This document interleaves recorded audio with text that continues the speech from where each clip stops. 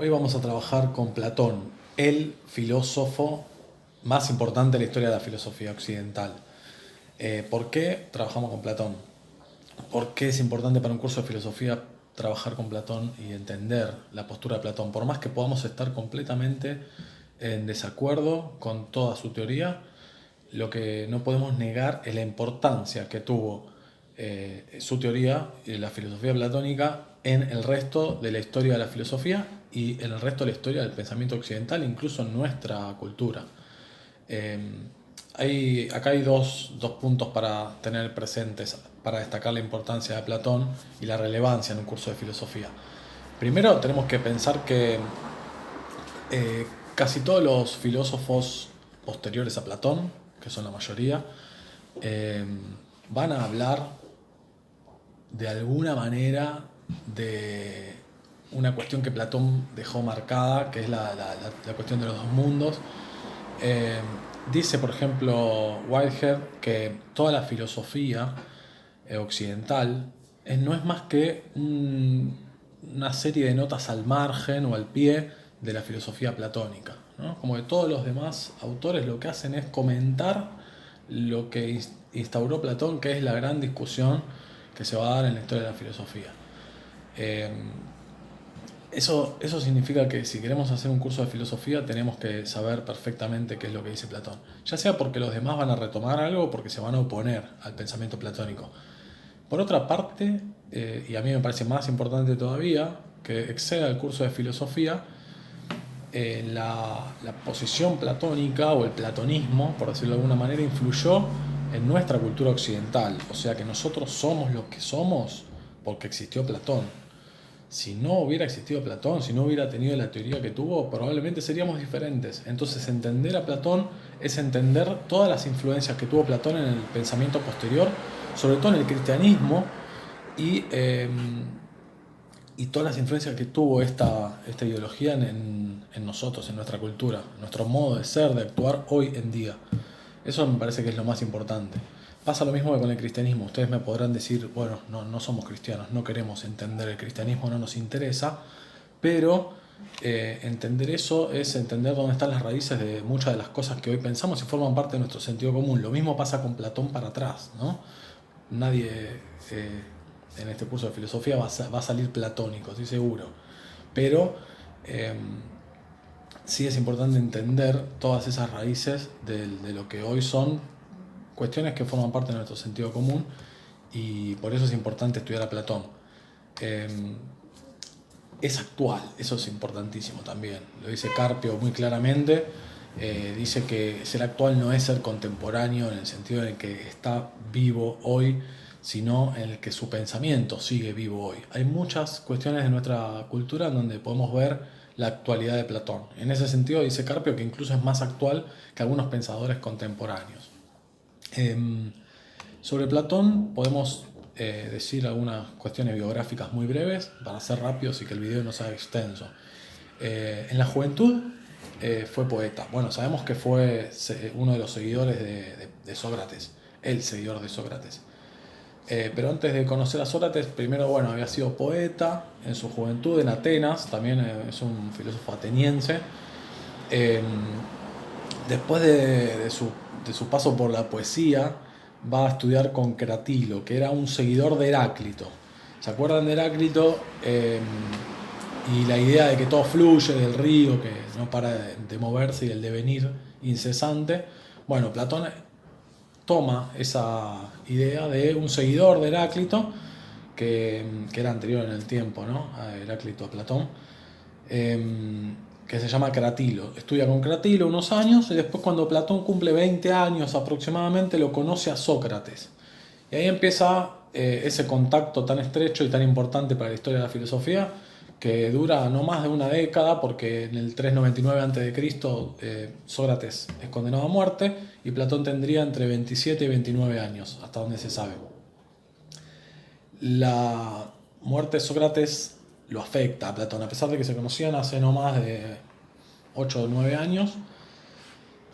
La muerte de Sócrates se ve que lo afecta mucho a Platón, tiene que ver con el amor que habían desarrollado entre ellos, no solo a Platón sino a varios seguidores de Sócrates, pero particularmente a Platón, quien está un poco resentido o enojado con la polis en sí porque lo condenó injustamente a su maestro y se va de viaje, un par de años, se va de viaje por el mundo, pero por el mundo griego, va recorriendo algunas islas, otras polis, entra en contacto con otros pensadores, por ejemplo, uno de los contactos más importantes es en Samos, entra en contacto con los pitagóricos, que son los seguidores de Pitágoras, que también ya lo conocerán, y saben que tenía la teoría de la inmortalidad del alma, Pitágoras, ¿no? Por ahí, por ese lado, por el lado de los pitagóricos, Platón entra en contacto con la teoría de la inmortalidad del alma.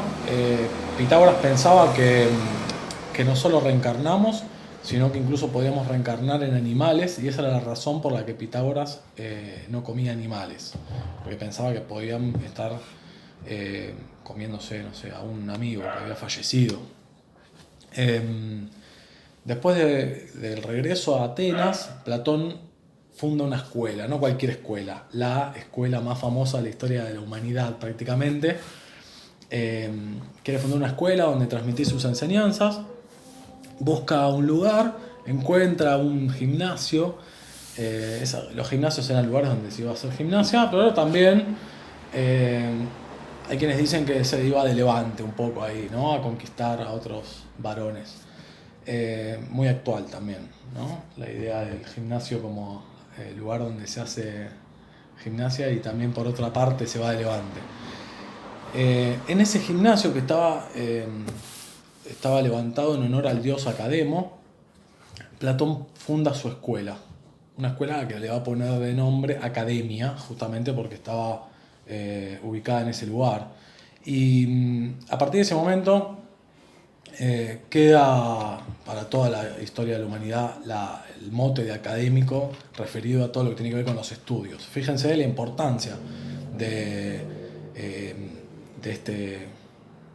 esta escuela, ¿no? para la historia de la humanidad. Por ejemplo, un dato no menor es que es la escuela que estuvo, la institución educativa, podríamos decir, que estuvo más tiempo funcionando en la historia de la humanidad. No hay ninguna otra escuela hoy en día o universidad que haya estado en pie tanto tiempo como la Academia de Platón, que funcionó durante 900 años. ¿Sí? Platón murió, hubo un seguidor que dirigió la escuela y otro, y termina siendo derribada en el Imperio Romano, muchos siglos después, 900 años después.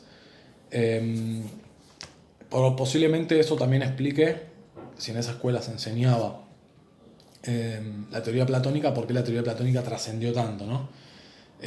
También se enseñaba, además de filosofía, obviamente, se enseñaban otras dos cosas muy importantes: matemática y gimnasia. Gimnasia es fundamental para mí que vean esto en el marco del pensamiento griego, ¿no? De esa intención de tratar de alcanzar la armonía entre el cuerpo y el alma, entre lo espiritual y lo físico. Esto es clave para el pensamiento griego.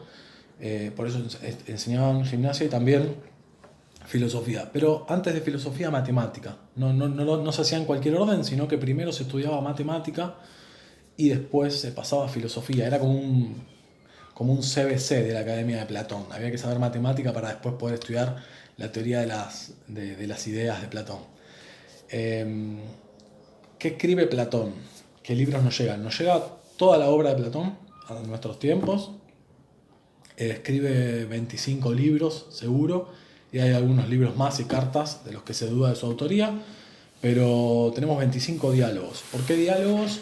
Porque todos los libros de Platón están escritos en formato de diálogo, ¿sí? Hay interlocutores, como una obra de teatro en la que habla uno, después habla otro, como ustedes sabrán, y prueba de la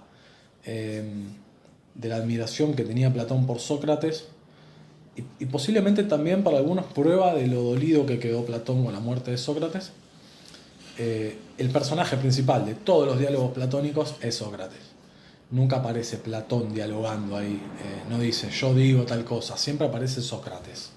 Con lo cual nos surge el primer problema ahí. ¿Cuál es el primer problema? Podemos diferenciar la obra de Platón de la obra de Sócrates, es decir, cuál es la teoría socrática, cuál es la teoría de Platón. Algo de eso mencionamos en la última clase. es difícil, porque siempre aparece Sócrates diciendo esto, esto y esto. Pero a la vez Sócrates es un personaje de los libros que escribe Platón. Por lo tanto, ¿cuánto de todo eso que dice Sócrates lo estaba diciendo Sócrates y cuánto lo estaba diciendo Platón? No podemos saberlo, en definitiva, a decir verdad, no podemos saberlo con exactitud, pero hay un acuerdo general entre los estudiosos de la filosofía antigua, especialmente de Platón, en que los diálogos de Platón, todos estos 25 libros, se pueden dividir en como 2 etapas mínimo, algunos ponen 3 etapas, pero vamos a pensarlo en 2. Unos primeros diálogos que se llaman tempranos, los primeros diálogos que escribió Platón, y los últimos que son tardíos, con 2 características diferentes. Por un lado, los tempranos son diálogos en los que Sócrates aparece realmente no sabiendo nada, diciendo que no sabe nada, preguntando constantemente, como habíamos visto que hacía Sócrates. Entonces se presupone que en los diálogos tempranos aparece el Sócrates más real, más histórico. Donde Sócrates pregunta, el interlocutor habla un montón y Sócrates le vuelve a hacer una pregunta refutándolo. En los diálogos más tardíos ya aparece en boca de Sócrates toda la teoría platónica de las ideas que vamos a ver. Por lo tanto, se presupone que en los diálogos tardíos, digamos de la mitad para adelante de esos 25 diálogos, hay una puesta en boca de Sócrates de toda la teoría que había elaborado Platón, en base a todas las influencias que tuvo. ¿Qué relación podemos establecer entre la filosofía de Sócrates y Platón? Bueno, primero, ¿por qué escribe en diálogos Platón? ¿No? ¿Por qué escribe en diálogos? Porque es discípulo de Sócrates. Eso es fundamental. Sócrates recuerden que creía que la verdad podía alcanzarse en el diálogo. Por eso no había escrito ningún libro. Hoy tenemos a un alumno, un discípulo, un seguidor, que escribe todos sus libros en formato de obra de teatro, podríamos decir, para que se entienda mejor, donde en ese diálogo también tratará de llegar a la verdad. ¿En qué estarían de acuerdo? ¿En qué se pelearían Platón y Sócrates? Hay algo en lo que en esa discusión que habrá tenido lugar en Atenas estarían de acuerdo, y es que a la verdad está en lo que no cambia, en lo que es permanente. La verdad no puede estar en lo que cambia constantemente. En eso estarían de acuerdo. Digamos, sobre lo que cambia constantemente, como el río de Heráclito, no puede haber conocimiento. Solo opinión. Podría haber opinión, pero no conocimiento. La verdad está en aquello que permanece. Si el conocimiento de lo que va cambiando constantemente, como todas las cosas de nuestro mundo, nos lo dan nuestros sentidos, ¿sí? La vista, el tacto, el olfato, etc. Pero nuestro conocimiento, el conocimiento verdadero, no se puede fundar en eso. Porque nuestros sentidos nos dan información contradictoria. A veces nos dicen una cosa, otras veces nos dicen otra. Entonces, si nuestro conocimiento se fundara en eso, caeríamos en un relativismo. Recuerdan a Protágoras diciendo el hombre es la medida de todas las cosas. El verdadero conocimiento tiene que ser distinto, tiene que ser diferente. No puede ser contradictorio, no puede ser que algo sea una cosa y no sea a la vez. Por ejemplo, nuestros sentidos nos dicen que algo es bonito y a otro le dice que no es bonito, y eso no puede ser el conocimiento verdadero. O nos dice que algo es grande si lo comparamos con una cosa más pequeña, pero después el mismo sentido, la misma vista nos dice, o el tacto nos dice que es pequeño en comparación con otra. Eso no puede suceder en el verdadero conocimiento. Entonces, el verdadero conocimiento tiene que ser diferente, no puede ser contradictorio como el de los sentidos, y tiene que ser permanente. Para Sócrates, para finalizar este video, que no quiero que se extienda más de 15 minutos nunca, para Sócrates lo invariable, lo permanente estaba en el concepto, esa definición universal que buscaba cuando preguntaba qué es tal cosa, qué es la belleza, qué es la virtud. Para Platón, en cambio, el problema que tiene Sócrates en eso es que deja a lo permanente como solo palabras, no le da entidad, no le da corpus, existencia, ser. Platón sí le da ser. Platón dice que